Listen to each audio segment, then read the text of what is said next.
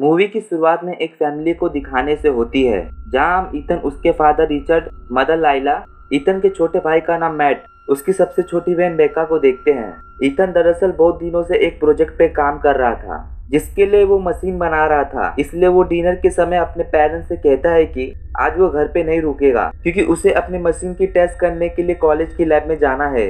लेकिन उसके mom dad नहीं चाहते थे कि ईथन यहाँ से जाए, क्योंकि वो काफी दिनों के बाद घर पे आया था। और वो अपने मॉम डैड से कहता है कि उसके लिए ये प्रोजेक्ट बहुत ही जरूरी है, जिसपे उसके डैड कहते हैं कि उसे अगले दिन बेका को स्विमिंग क्लास भी ले जाना है। ईथन अब किसी भी तरह अपने डैड को कन्विंस कर लेता है, जिसके बाद ईथन अपनी गर्लफ्रेंड हैना के साथ वहाँ से निकल जाता है। स्टोरी शिफ्ट होता है कॉलेज के प्रैक्टिकल रूम में। एक्चुअली ईथन काफी दिनों से एक प्रोजेक्ट पे काम कर रहा था। उसने वायरलेस बल्ब बनाया था। अगर ये प्रोजेक्ट पूरी तरह से बन गया तो वायर की जरूरत नहीं पड़ेगी, बट कॉलेज वाले उसे ट्रायल के लिए परमिशन नहीं दे रहे थे। इसलिए ईथन को रात को चोरी चुपके आना पड़ता था। ईथन अपना प्रोजेक्ट का ट्रायल स्टार्ट करता है, तो हाई वोल्टेज होने के कारण मशीन से वहाँ की लाइट चली जाती है। लेकिन हम देखते हैं बल्ब में से एक काला शैडो निकलता है, जिससे वो देखते नहीं। तभी वहाँ का कॉलेज का गार्ड आ जाता है। तब वो सब मशीन लेकर भाग जाते हैं। अगले दिन ईथन हैना के साथ था, जहाँ उसे मैट का कॉल आता है, जो उसे बताता है कि उसकी मॉम डैड की कार एक्सीडेंट में मौत हो गई है। जिसके बाद वो घर जाकर मैट और बेका से मिलता है। सीन अब 3 महीने बाद शिफ्ट होता है, जहाँ मैट और बेका की पूरी जिम्मेदारी ईथन पे आ चुका था। इसलिए वो छोटी सी जॉब करने लगता है, और वो अपने भाई और बहन को स्कूल ले जाने और लाने का काम भी करता था। ईथन इन सारी चीजों से इतना बिजी हो जाता है कि वो अपने प्रोजेक्ट के बारे में पूरी तरह से भूल जाता है। लेकिन कोई उसके लिए पार्सल भेजता है। ईथन वो पार्सल घर लेकर आता है, लेकिन उस पार्सल को नहीं खोलता।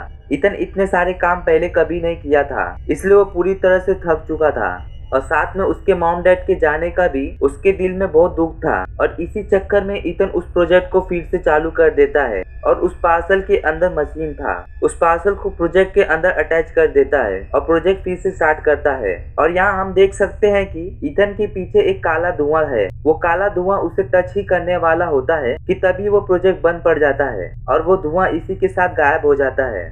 जब से ईथन ने वो प्रोजेक्ट को स्टार्ट किया था, तब से उसके घर में कुछ न कुछ अजीब हो रहा था, जैसे कि कैलेंडर का अपने आप बदल जाना, घर में किसी नेगेटिव एनर्जी का होना, बेका का अकेले में खुद से ही बात करना। और साथ ही साथ मैट जब अपने मॉम डैड के कमरे में बैठकर उनको याद कर रहा होता है, तभी वो देखता है कि मिरर में उसकी पिछली दीवार में कुछ लिखा हुआ देखता है। लेकिन उसके पीछे मुड़ने पर वहाँ कुछ नहीं होता। मैट अब यहाँ से बेका के रूम के पास जाता है, जो किसी से बातें कर रही थी। लेकिन मैट के देखने पर वहाँ कोई नहीं होता। मैट जब बेका से इसके बारे में पूछता है, तो वो बताती है कि वो मॉम डैड से बात कर रही है।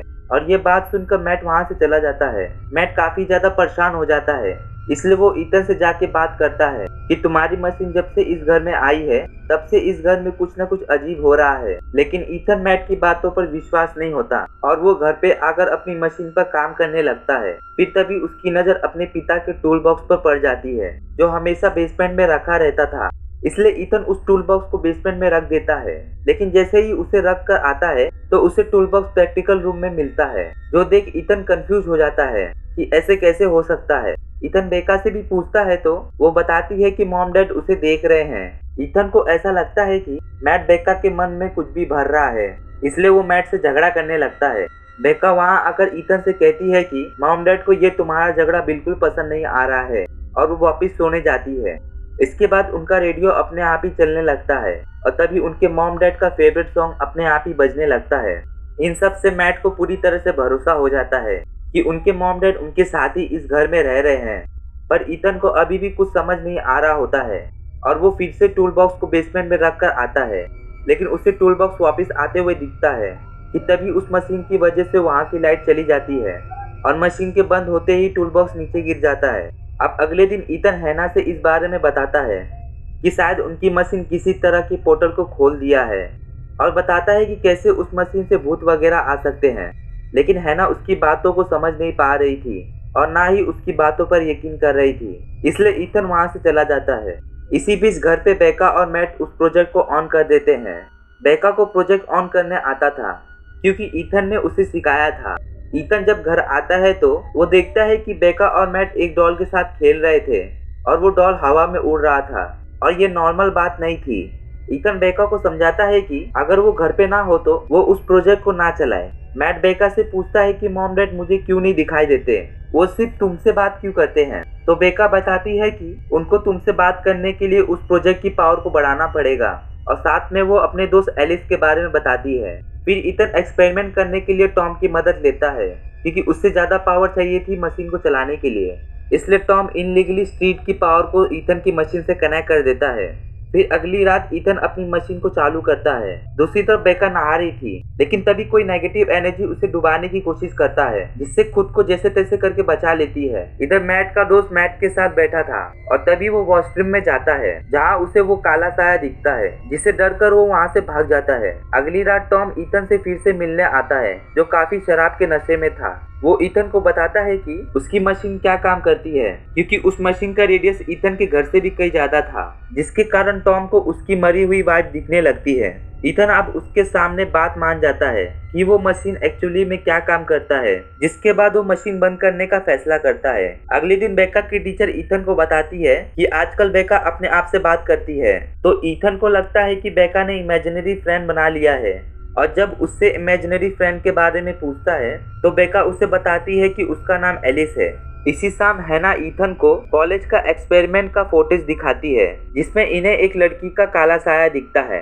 तो ईथन को लगता है कि ये काला साया बेका का इमेजिनरी फ्रेंड एलिस का है, और वो दोनों अपने पड़ोसी के घर में पता लगाने जाते हैं कि पहले उस घर में कौन रहता था। तो वो लेडी उन्हें बताती है कि वहाँ एक छोटी बच्ची लापता हो गई थी, जिसका नाम था एलिस, लेकिन लोगों का मानना था कि उसके सौतेले डैड ने उसे मारकर कहीं दफना दिया था। इधर मैट और बेका की लाइट फ्लक्चुएट होने लगती है, और बेका को बेसमेंट से कुछ आवाजें आई थी, इसलिए वो देखने जाती है, जहाँ उसे संदूक में उसकी डॉल मिलती है। और जब बेका उस डॉल को लेने की कोशिश करती है तो वो संदूक में बंद हो जाती है।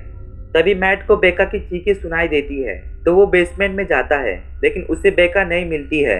और तभी वहाँ ईथन और हैना भी आ जाते हैं। तो ईथन मैट को बताता है कि वो नेगेटिव एनर्जी उसके मॉम डैड नहीं है।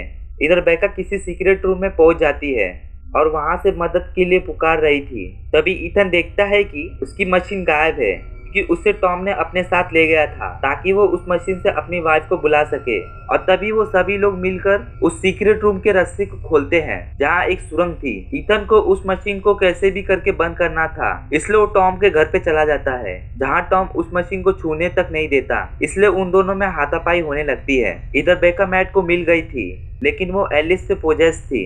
और तभी वहाँ एक काला साया आता है, जो कि हेनरी का था, जिसने एलिस का हत्या कर दिया था। इधर ईथन टॉम को समझाता है कि उस मशीन को बंद करना बहुत जरूरी है, क्योंकि बेका की जान को बहुत खतरा है, इसलिए वो ईथन को छोड़ देता है।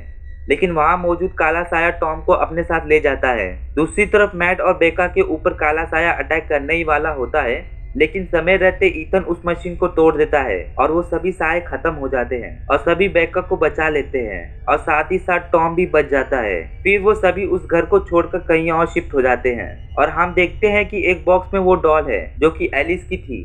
और बस इतना देखते ही ये मूवी यहीं खत्म हो जाती है।